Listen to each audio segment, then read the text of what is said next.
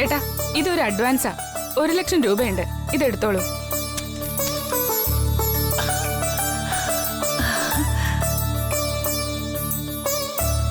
ബാക്കി സാരികൾ കൂടി എത്തിക്കുമ്പോ ബാലൻസ് ക്യാഷ് ഞങ്ങൾ തരും.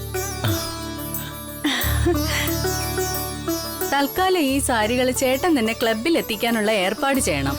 ശരി മാഡം, ചെയ്തോളാം. ശരി ഏട്ടാ, അപ്പൊ ഞങ്ങൾ പോയിട്ട് വരാം. താങ്ക്സ്. അല്ല, ചായ വല്ലത് കുടിച്ചിട്ട്? ഏയ്, അതിന്റെ ഒന്നും ആവശ്യമില്ല.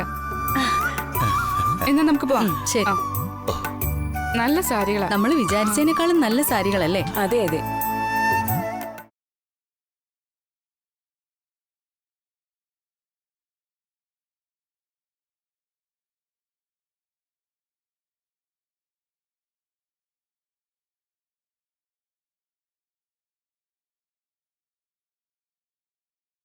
എന്റെ മോളുടെ ആവശ്യത്തിന് പൈസ വരുന്ന വഴി കണ്ടോ നീ? അതെ ശ്രീരച്ച, നമ്മുടെ വിഷമങ്ങൾ അറിഞ്ഞ് ദൈവം അനുഗ്രഹിക്കുന്നതാ. ദൈവത്തിനറിയാം നമുക്ക് എന്താ വേണ്ടതെന്ന്.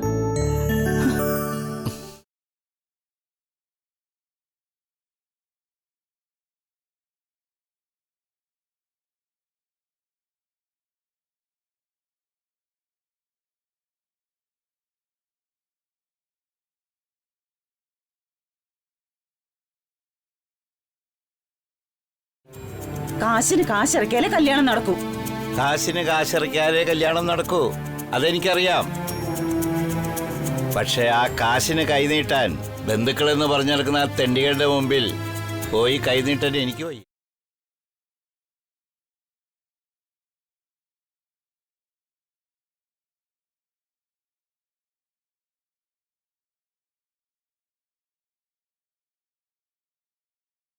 വലിയ ബുദ്ധിമുട്ടാവും. ഇനിയിപ്പോ ഞാനൊരു കാര്യം വേറെ പറഞ്ഞ ദുരഭിമാനം കൊണ്ട് അച്ഛൻ മറുത്തൊന്നും പറയരുത്. എന്ത് കാര്യം?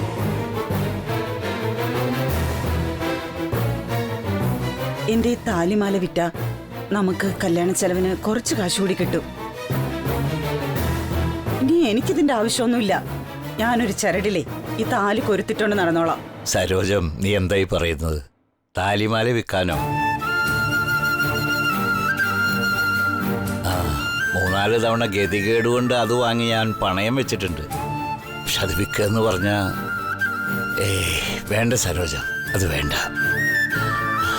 ദൈവം എന്തെങ്കിലും വഴി കാണിച്ചു തരുമെന്ന് ഉറപ്പാ. ഞാൻ പറഞ്ഞില്ലേ, മുതലാളിയോട് പറഞ്ഞിട്ട് സാരിയും ചുരിദാറും ഒക്കെ ആയിട്ട് കുറെ സ്റ്റോക്ക് ഞാൻ വാങ്ങി വെച്ചിട്ടുണ്ട്. അതാരെങ്കിലുമൊക്കെ വാങ്ങിയാ നമ്മുടെ ഈ അവസ്ഥയൊക്കെ മാറുമെന്നുള്ള കാര്യം ഉറപ്പാണ്. പക്ഷെ ഞാൻ നേരിട്ട് കൊടുക്കുമ്പോൾ ചില്ലറ വിൽപ്പനയെ നടക്കൂ. അതാണ് പ്രശ്നം. ഇനി വല്ല എക്സിബിഷൻ സെയിൽ വന്നാലേ നടക്കൂ. ഇപ്പോഴത്തെ ഈ വല്ലാത്ത കാലത്ത് ഇവിടെ ഏത് എക്സിബിഷൻ വരാനാണെന്നാണ് ഞാൻ ആലോചിക്കുന്നത്. ഏതായാലും 1-2 ദിവസത്തെ ശ്രമം കൂടി ഞാൻ നടത്തും. അതിനിടയ്ക്ക് ദൈവം എന്തെങ്കിലും വഴി കാണിച്ചു തരുമെന്ന് ഉറപ്പാ. ശ്രീടച്ചൻ ഇങ്ങനെ കഷ്ടപ്പെടുന്ന കാണുമ്പോ എന്തൊരു സങ്കടാന്നോ എനിക്ക്. എനിക്കിതിലൊന്നും സഹായിക്കാൻ പറ്റുന്നില്ലെന്ന് ഓർക്കുമ്പോ വല്ലാത്തൊരു മനസ്സിടുവാ. കൂനിക്കൂടിയിരുന്ന കുറെ തുണി തയ്ച്ചുണ്ടാക്കിയ കാശ് ഞാൻ എടുത്തു തന്നു. ഇനിയുള്ളത് ഈ വീടും ഭൂമിയുവാ. ഇതെടുത്ത് വിറ്റാല് നമ്മളൊന്ന് വീണുപോയാ എവിടെ പോയി കിടക്കും? അതാണ് എന്റെ പ്രധാന അങ്കലാപ്പ്. അതൊന്നും സാരമില്ല സരോജം, എല്ലാം ശരിയാവും. നീ സമാധാനിക്കേ.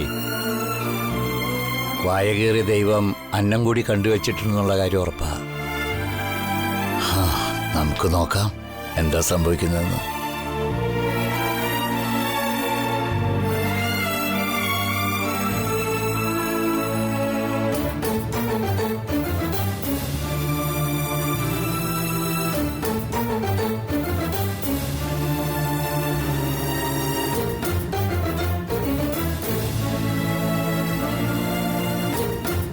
Hey, Srilashmi!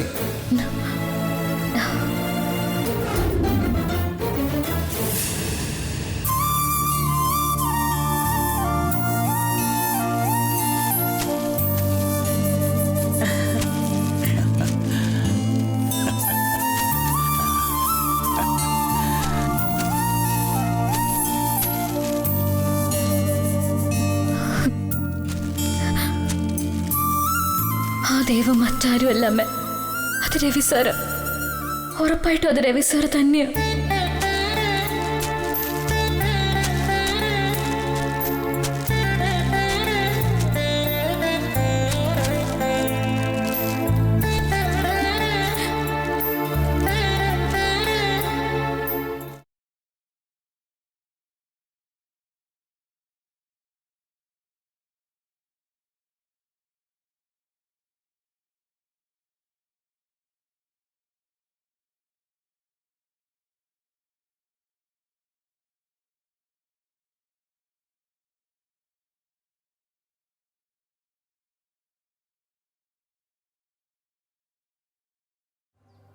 രവിചന്ദ്രവർമ്മൻ സാറ് മനസ്സിൽ ഉദ്ദേശിച്ച ഏതെങ്കിലും കാര്യം ഇതുവരെ നടക്കാതിരുന്നിട്ടുണ്ടോ? എല്ലാം ശരിയാക്കിയിട്ടുണ്ട്. Everything is perfectly all right. എന്താ ചെയ്തതെന്ന് തെളിച്ചു പറയൂ. കുറച്ച് ലേഡീസിനെ അറേഞ്ച് ചെയ്ത് മഹിളാ സമാജത്തിൽ നിന്നാണെന്ന് പറഞ്ഞ് സാരികൾ വാങ്ങിക്കാൻ സുദർശന്റെ അടുത്തേക്ക്, താങ്കളുടെ ഫാദർ ഇൻ ലോയുടെ അടുത്തേക്ക് പറഞ്ഞു വിട്ടു. അവരവിടെ ചെന്നു, സാരി കച്ചവടവും നടന്നു. കാശും അവരപ്പ തന്നെ കൊടുത്തു. എന്താ സന്തോഷമായില്ലേ? Good job, thanks. അല്ല രവി, ഞാൻ അറിയാൻ മേലാത്തൊന്ന് ചോദിക്കുക, ഈ സഹായം നേരിട്ടങ്ങ് ചെയ്താൽ പോരെ? അതിന് ഇത്രയും വലിയൊരു നാടകത്തിന്റെ വല്ല ആവശ്യം ഉണ്ടായിരുന്നോ? ആവശ്യമുണ്ട് രാജാറാം. ശ്രീലക്ഷ്മിയുടെ അച്ഛന്റെ സ്വഭാവം തനിക്കറിയാലോ. നേരിട്ട് ഒരു സഹായം ഒരിക്കലും അദ്ദേഹം സ്വീകരിക്കില്ല. എന്തിന്? ശ്രീലക്ഷ്മിയുടെ കയ്യിൽ നിന്ന് പോലും കാശ് വാങ്ങിക്കില്ല മനുഷ്യൻ. സ്വന്തമായി എല്ലാം അധ്വാനിച്ചുണ്ടാകണമെന്ന് ചിന്തിക്കുന്ന ഒരു ശരാശരി മലയാളിയാണ് അദ്ദേഹം. ഇപ്പൊ പക്ഷെ സീൻ മാറി. ശ്രീലക്ഷ്മിയുടെ അച്ഛന്റെ മനസ്സിലിപ്പോ ആ കാശ് അദ്ദേഹം അധ്വാനിച്ചുണ്ടാക്കിയതാണ്. ഇനി ആ കാശ് അദ്ദേഹം വിചാരിച്ചതുപോലെ തന്നെ സന്തോഷത്തോടെ ശ്രീലക്ഷ്മിക്ക് വേണ്ടി ചെലവാക്കും. Thank you so much Rajaram. Thanks ഒക്കെ എന്തിനാ രവിവർമ്മൻ സാർ? ഈ കല്യാണം നടക്കുന്നത് വരെ ഇനി ഇതുപോലെ എന്തൊക്കെ പണികൾ എനിക്ക് ചെയ്യേണ്ടി വരുമെന്നാണ് ഞാൻ ആലോചിക്കുന്നത്. ശ്രീലക്ഷ്മിയാണല്ലോ. Hello Sreelakshmi. Hello sir, good morning. ഏയ്, എന്തു പറ്റി തനിക്ക്? വോയിസ് കേട്ട് എന്തോ വിഷമമുള്ള പോലെ തോന്നുന്നല്ലോ തനിക്ക്. എന്തു പറ്റി? ഒന്നുമില്ല സർ, ഞാൻ വെറുതെ താനങ്ങനെ വിളിക്കാറില്ലല്ലോ. എന്താണെന്ന് പറയൂ ശ്രീലക്ഷ്മി, എന്തു പറ്റി? Thank you sir, thanks a lot. Thanks ഒക്കെ എന്തിനാ ഇപ്പോ? ഒന്നുമില്ല, എനിക്ക് സാറിനൊന്ന് കാണണം. സാർ എവിടെയാ ഇപ്പോ? അത് പിന്നെ കല്യാണക്കുറിയൊക്കെ കൊണ്ടുവന്നല്ലോ. ആദ്യത്തെ കുറി ക്ഷേത്രത്തിൽ സമർപ്പിക്കണമെന്ന അമ്മയുടെ നിർദ്ദേശം. ഞാൻ ക്ഷേത്രത്തിലേക്ക് പോകാൻ നിൽക്കുക. ആണോ? എങ്കിൽ ഞാൻ അങ്ങോട്ട് വരാം, നമുക്ക് കാണാം അവിടെ വെച്ച്. ശരി സർ. ഏയ് വെയിറ്റ്, ഹലോ ഹലോ.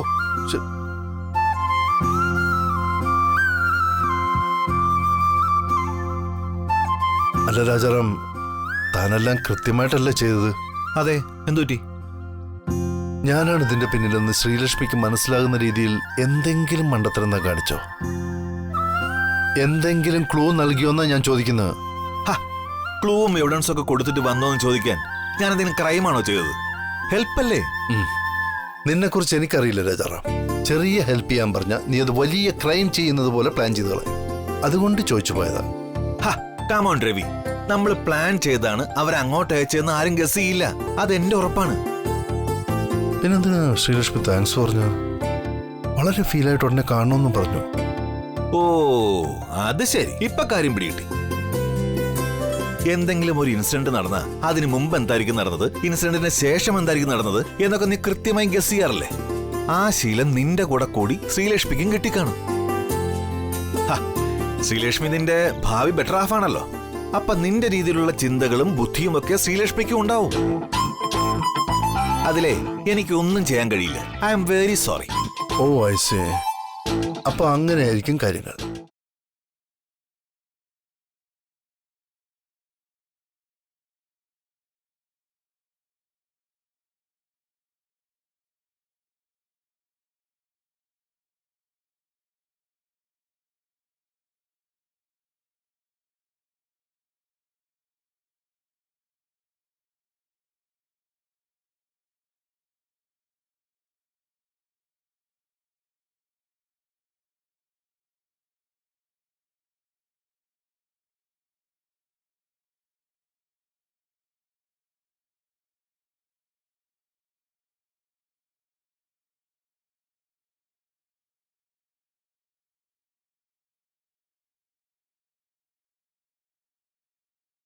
പക്ഷെ കാർഡ് കണ്ട് നിലയും വിലയും നോക്കി ചെയ്തു എന്ന് പറയാതെ രവിവർമ്മൻ സാറിന്റെ മനസ്സിലെ നന്മയും നമ്മൾ തിരിച്ചറിയണം.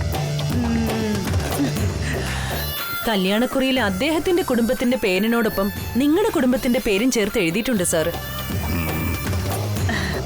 ആ ഒരു കാര്യം കണ്ടാ മതി രവി സാറ് നിങ്ങൾക്ക് എത്ര ബഹുമാനം നൽകുന്നുണ്ടെന്ന് അറിയാൻ. മാഡം പറഞ്ഞത് സത്യമാണ്. ഞങ്ങൾക്കതാ ഒരു ഭാഗ്യം ലഭിച്ചത്. രവിസാറിന്റെ കുടുംബത്തിലേക്ക് പോകാൻ കഴിയുന്നത് തന്നെ എന്റെ മോളുടെ മഹാഭാഗ്യ. ശ്രീടച്ച, ഇതൊന്ന് വായിച്ചേ, കേക്കട്ടെ ഞാൻ. അതെന്തിനാ സരോജം വായിക്കുന്നത്? നിന്റെ പേര് കൃത്യമായി ലെറ്ററിലുണ്ടോന്ന് നോക്കാനാണോ? അതൊന്നുമല്ല, അത്രയും വലിയ കുടുംബത്തിന്റെ കൂടെ നമ്മുടെ പേര് കൂടെ വരുമ്പോ അത് നിങ്ങളുടെ വാ കൊണ്ട് വായിച്ചു കേൾക്കാൻ ഒരാഗ്രഹം, അതുകൊണ്ട് ചോദിച്ചു പോയതാ.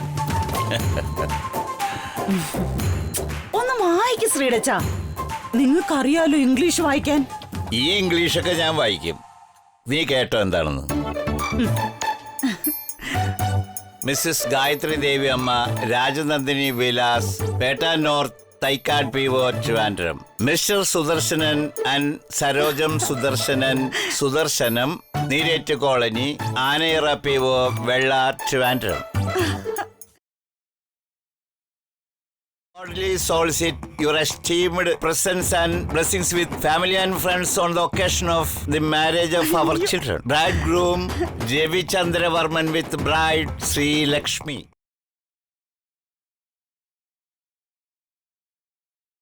കല്യാണക്കുറി കണ്ടിട്ട് അധികം അങ്ങ് സന്തോഷിക്കണ്ട.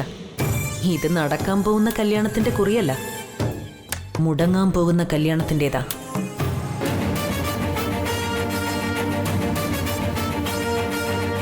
കഴിഞ്ഞ തവണ ത്രിവിക്രമനാണെങ്കിൽ ഇനിയത്തെ ഊഴം ഈ സാൻഡ്രയ്ക്കാ. കാണിച്ചു തരുന്നുണ്ട് ഞാൻ. With the best compliments, dear and dear.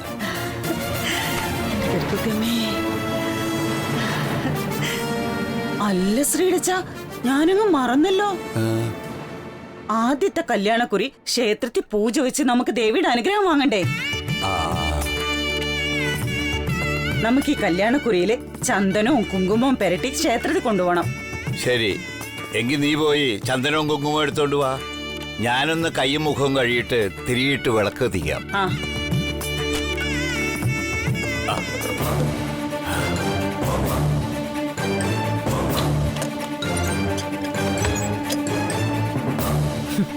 ചന്ദനവും കുങ്കുമവും ഒക്കെ പൂശിയിട്ട് ഒരു കാര്യം ഉണ്ടാവില്ല സുദർശനങ്ങളെ. നിങ്ങളുടെ ഈ അമിതമായ ഈശ്വരവിശ്വാസം കൊണ്ട് ഈശ്വരൻ നേരിട്ട് ഇറങ്ങി വരുമെന്നായിരിക്കും വിചാരം. എന്നാ മനസ്സിലാക്കിക്കോ, ആരും വരാൻ പോകുന്നില്ല ഇവിടെ. ഇപ്പൊ തന്നെ നിങ്ങളുടെ ഈ വിശ്വാസത്തിന് ഞാൻ നേരിയൊരു തടസ്സം ഉണ്ടാക്കും, ചെറിയൊരു നമ്പർ ഇട്ടിട്ട്.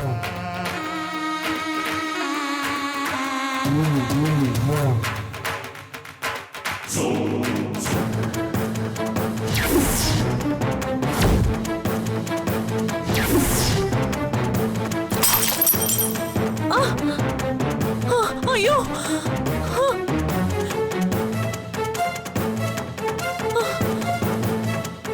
അയ്യോ, എന്റെ ദൈവമേ. ഓ, ഐ എം റിയലി സോറി. കൈ സ്ലിപ്പായി പോയി.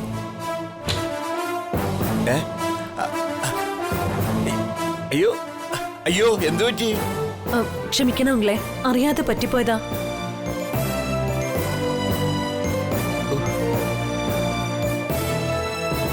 ഏയ് സാരമില്ല മാഡം. സരോജം, നീ കുറച്ച് പഴന്തുണിയും കുറച്ച് വെള്ളം എടുത്തേ. വേഗാവട്ടെ, ഞാൻ പോയി ചൂലെടുത്തോണ്ട് വരാം. വേഗം എടുത്തോണ്ട് വാ.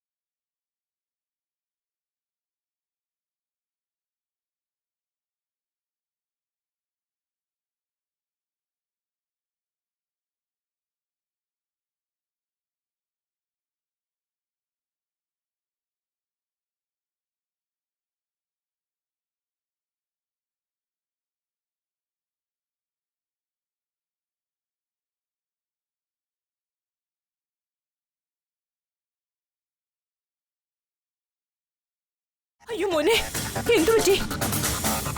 ഒന്നുമില്ലമ്മേ, കാലൊന്നും തട്ടിയത്, ചോര പൊടിഞ്ഞു. ശോ, ഒരു നല്ല കാര്യത്തിന് ഇറങ്ങിയപ്പോ തന്നെ അശുഭ ലക്ഷണമാണല്ലോ. ഇന്നിനിയിപ്പൊ എങ്ങും കല്യാണം വിളിക്കാൻ പോകണ്ട. നീ അവിടെ ഇരിക്കെ, ഞാൻ ഫസ്റ്റ് എയ്ഡ് ബോക്സ് എടുത്തോണ്ട് വരാം. തുടങ്ങി. എന്റെ അമ്മ ഇങ്ങനെ എന്തിനും ഏതിനും ഓരോന്ന് തടസ്സം പറഞ്ഞ് ടെൻഷനാക്കല്ലേ. എനിക്കൊന്നുമില്ല. രവി, അങ്ങനെ നിസ്സാരമായിട്ട് ഒന്നിനെയും തള്ളിക്കളയാൻ പാടില്ല നമ്മള്. ഇന്നലെ നടന്ന ഒന്നും മറന്നിട്ടില്ലല്ലോ നീ. എന്റെ അമ്മ, അത് വെറും ഒരു ആക്സിഡന്റ് ആണ്. കാറ്റടിച്ച് ക്യാൻഡിൽ മേശവിരിയിൽ വീണ് കത്തുന്നതൊക്കെ സ്വാഭാവികമല്ലേ. അതിലെന്ത് നിമിത്തവും ശാസ്ത്രവതി അമ്മ പറയാൻ നോക്കുന്നത്? ജാതകം, വിധി, ദൈവദോഷം തുടങ്ങിയ മുൻവിധികളോടെ കാര്യങ്ങൾ നോക്കി കാണുന്നത് കൊണ്ടാണ് എന്തുണ്ടായാലും അതിനെ റിലേറ്റ് ചെയ്ത് അമ്മയ്ക്ക് സംസാരിക്കേണ്ടി വരുന്നത്. പിന്നെ ഇങ്ങനെ ഓരോന്ന് കൺമുമ്പിൽ കാണിച്ചു തരുമ്പോ എങ്ങനെ വിശ്വസിക്കാതിരിക്കും? നീ അത് പറയേ. ഓ പിന്നെ ഇത് ഞാൻ പോകുന്ന വഴിക്ക് 10 രൂപയുടെ ഒരു ബാൻഡേജിൽ തിരക്കാവുന്ന പ്രശ്നമേ ഉള്ളൂ. ഞാൻ ഇതുകൊണ്ട് അമ്പലത്തിൽ പോയിട്ട് വരട്ടെ. അമ്മ വേണമെങ്കിൽ ഇതേ ഇവിടെ വിളക്കും കത്തിച്ച് നാമം ജപിച്ചിരുന്നു. എനിക്ക് സമയമില്ല, സോറി, ബൈ. രവി മോനെ,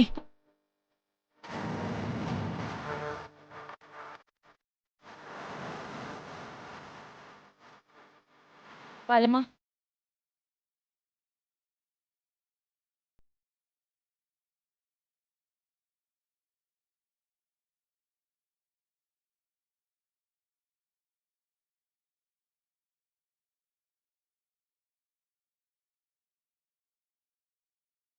എന്തിന്? ആ മുറി തുറന്ന് അതിനകത്തിരിക്കുമ്പോ രവിക്ക് സമാധാനം കിട്ടുന്നുണ്ടെങ്കിൽ ഞാനും അത് തന്നെയാ ചെയ്യാൻ പോകുന്നത്. കാണട്ടെ അതിനകത്ത് അടച്ചുപൂട്ടിയിരുന്നാൽ എന്താ സംഭവിക്കുന്നതെന്ന്. ഗായത്രിമേ, എന്നാലും ബാലമ്മ പറഞ്ഞതനുസരിക്കൂ. പോയി താക്കോൽ എടുത്തോണ്ട് വരൂ. അത് കൊള്ളാം. ഇത്രയൊക്കെ കഷ്ടപ്പെട്ടിട്ടും ആ മുറിക്കുള്ളിൽ എന്താണെന്ന് ഇതുവരെ കണ്ടെത്താൻ പറ്റിയില്ല. ഇങ്ങ് മധുരയായുടെ വക ഫ്രീ ടിക്കറ്റിൽ എനിക്കത് കണ്ട് ആസ്വദിക്കാം.